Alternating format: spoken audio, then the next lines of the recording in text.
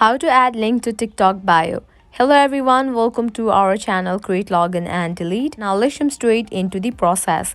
Open your TikTok app. Here we go. Make sure you have already logged into your TikTok account. Now you will land to your For You page. At the bottom you will find different options. Head towards the option of profile given at the bottom right corner. Now you will land to your profile. Here you can see the option of edit profile. Tap on it. Different options will appear. Scroll down. You can see the option of website. Tap on it.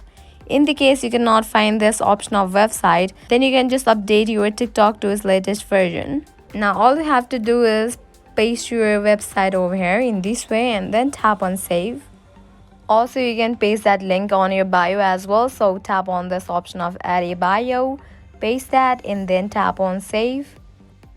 Now in your profile you can see that link has appeared. Now whenever you tap on it, it will be opened. This is how you can easily add a link on your TikTok bio. If you find this video helpful, make sure to like, share and subscribe to our channel. Thank you.